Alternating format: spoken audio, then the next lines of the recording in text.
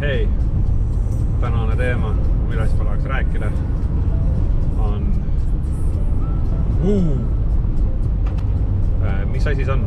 See on selline jonn, värgendus, väike asi, mida topitakse teatud kinnitustega, pandakse sinu laua külge ja ta on otseselt mõeldud selle jaoks, et mõõta kõrgus, kui kõrgele sa hüppad. Paljud räägivad seda, et puu on mõttel osta õpilasele või surfarile ainult siis, kui ta juba hakkab hüppama, midagi tegema, mingis trikke, eks ju. Ma osaliselt olen nõus, aga osaliselt mitte, et kohe selgitan miks. Sellepärast siis, kui sa juba lauaga hakkad üles tuult liikuma, ehk siis sa juba oskad iseseisvalt sõita ja sa sõidad, mitte supled rannas, siis sellest hetkest vaata puu registreerib sinu tunde vees, kui palju sa vees sõitsid, kui palju sa hüppasid, mis trikke sa tegid, eks ju. Jah, algajana eks trikke eriti ei tee, aga ta fiksib ära, kui kaua sa oled sõitnud, kui palju sul veetunde on, kuna need veetunnid annavad konkreetselt info kiiresti, kui palju sa oled arenenud. Näiteks mina sõidan antud hetk juba 3. hooaeg, aga mu veetunde, kui ma vaatan võrdle näiteks Rihoga, kellega me ostsime need Wood ühel samal ajal, mul on, kui me eksi, mingi 4-5 tundi, äkki ma valetan, äkki 7 tundi, ma ei mäleta, on veetunde, kui palju ma olen reaalselt sõidnud. Temal on 4 päeva millegiga. Arvata võib, et inimene, kes käib tihedamini sõitmas, tema areng on kordades kiirem. Ja mõõta sellega, et sa oled umbes 3 aastat sõitnud, eks ju, ja sa peaksid nagu rohkem midagi tegema. See pole õige, sellepärast vees ma ei ole pole nii palju käinud, kuna no ei saa, ei jõua, ehk siis on töö ja muud kohustused, mis kahjuks segavad, eks ju. Aga igal juhul, sellega see saad aimu, kui palju su tunde on, kui kaugel sa oled üldse selle surfi arenguga. Ja just selle eesmärgi pärast või sellel põhjusel ma soovitaks seda puu endale külge panna. No mitte endale, aga lauale. Mõned võivad panna, aga ma ei tea, tasku, kui kardate ära kaolete või mis iganes, eks ju. Igal juhul puu väga lahe asi. Salvestab kõik asjad selle ära, on eraldi äpp telefonis. See pole reklaam, ma lihtsalt räägin, see on väga kõva asi. Mulle endal see väga meeldib, kuna ma saan otsa vaadata, kui palju ma olen sõitnud, kus ma olen sõitnud, kui palju tunde olen sõitnud. See jäädvustab ära põhimõtteliselt kõik asjad ära. Ja ma eraldis ühendasin selle enda kellaga. Kellas ma kohe näen ära, kui ma hüppan, kui palju ma hüppan, mis kõrgus on, kui palju hüppeid ma olen teinud, mis on kõige kõrgem olnud, missugune mul hetkel nagu oli. Seal saab nagu rõhku panna, aga mitte ainult. Ma mõtlen, kas ma sõidan õigest kohad. Jah. Sa saab panna selle peale, kas välja tuua sinu kiirust, äkki sa tahad maksimaalselt kiirust kätte saada. See näitab, mis kiirusega sa sõidad, eks ju. Ja igal väga tore ja lahe asi. See puu. Ehk siis, kui sa oled alustav surfar ja sul on, ma ei tea, 3 sotti või 4 sotti ta maksab. Teil on lisa ressurssi rahalist just selle mänguasja peale. Siis ma väga soovitan, et ta on nina selline, et sa ostad ja ta on aastas sinu peal, et juhul kui te ei kaotada. Ehk siis sellised on lood. Vaatab, kui palju täna mu puu registreerib ära, siis äkki ma saan täna 3 või 4 meetrit kätte, aga vaatab, et eesmärk pole jällegi mul kõrgus.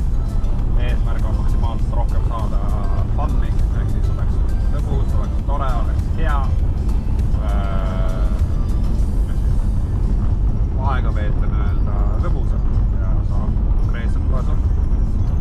Miks ma just seda arvastangi ja väga paljud teised.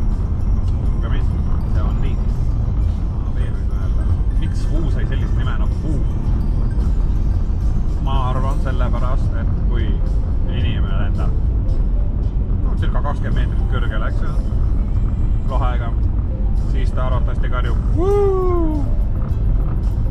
Ja seal see nimetus ka tuli. Mina üldiselt, kui lendan üles minu rekordmomendil 2,9 meetrit, ehk siis ei midagi, kuigi minu jaoks on see piisav. Kui paljud ütlevad, see pole midagi. Kui hakkavad 5–10 meetrit näppama, siis see tunnetus on hoopis midagi muud. Kes teab, üks hetk see tuleb. Ja võib-olla täna, võib-olla homme, võib-olla järgmine aasta. Vahet pole. Peaasi, peab olema lõbus. Peaasi, et sõidame ääretust näol. Peaasi, et see on lõbus. Kõik ülejäänud ei oma mingit tähtsust. Kuigi, kui sul on võistlushimu või tahad võistelda midagi rohkemat, palun. Siin on nii palju erinevaid asju. Kõrgus, trikke, mis iganes. Lollustes ka harjutada. Lollusid saad hakkama. Üldiselt need lollused lõpuvad traumaga, aga proovige seda mitte teha. Näeb ees.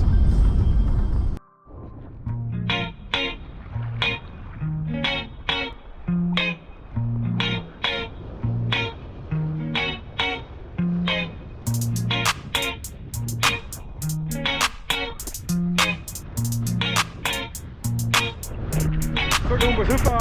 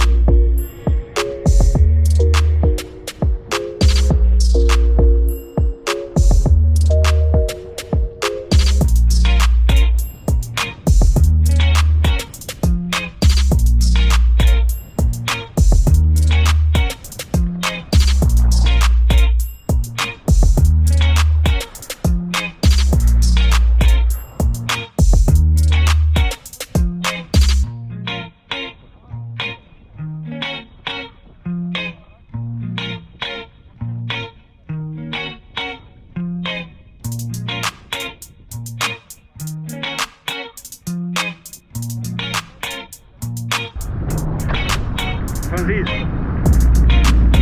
kui tahad sõita, aga võhma ei jätma.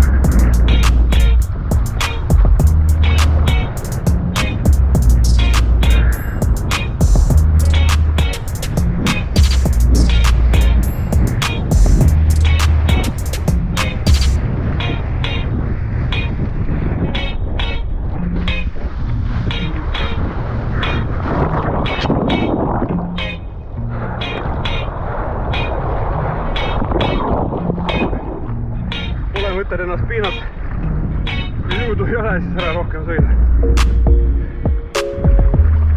Ehk siis miks siis nii?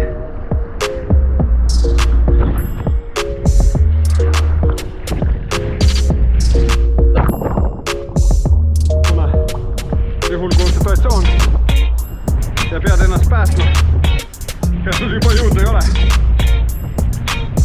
siis on ju tiba jama. Ma niigi kuskil 1,5 või peaaegu 2 tundi vist võin sõita. Sellest on piisav.